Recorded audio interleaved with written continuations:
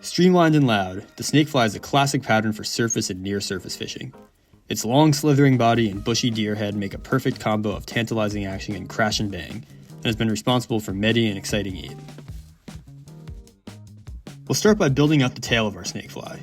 Tie in behind the hook eye, snip the excess thread, and begin wrapping back until you reach where the hook shank starts to bend. First up is a couple strands of our green flash. You can use anywhere from 2 to 4 strands. I'm staying on the sparser side here. You want this tail to extend 4 to 5 hook shanks back from the tie-in point. This will also serve as a reference to our other tail materials we'll tie in next. Snip the tag ends or tie down when complete. Next we'll add some pearl flash.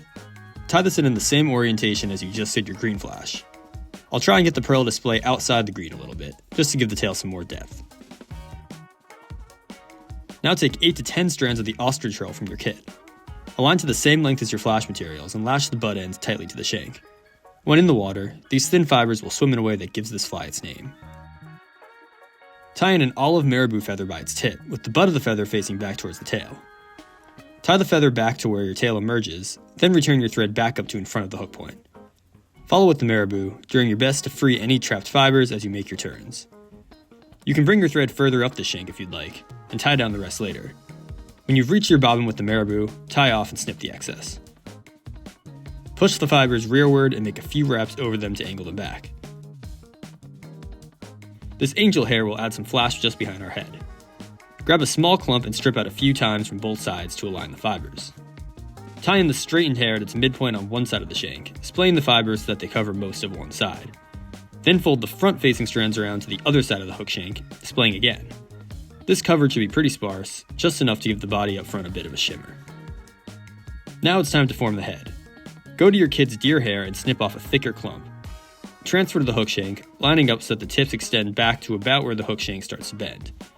Take a few loose wraps to get control over the hair, then tighter wraps to spin the deer hair 360 degrees around the shank.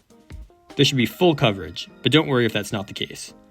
You can add more deer hair like I do here to get the density you want. When you're done with this section, gather the tag ends and force them backward to stack them up tightly and clear the shank in front.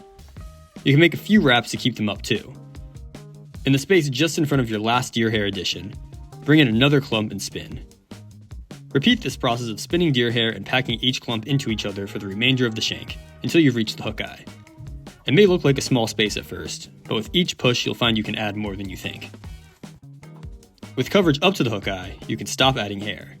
Take your whip finisher and make a few turns just in front of this section, then snip your thread clean. You can add some cement or super glue here to secure. Now the fly is ready for a haircut. Start trimming carefully from the front of the fly to the back, only taking off a little bit of deer hair at a time. You want the head to taper down from the first hair you added, with the back hair tightest to the body of the fly intact. For the cleanest, most even look, you can use a bendable razor blade, but I don't have one of those handy, so I'm just going to do this. The end result should look something like this. With the head complete, your snakefly is ready to go. Fish this on a floating or intermediate line, and give it plenty of time to show its action as it swims. Stripers, snook, tarpon, pike, even big largemouth, it's great for it all. Thanks for watching.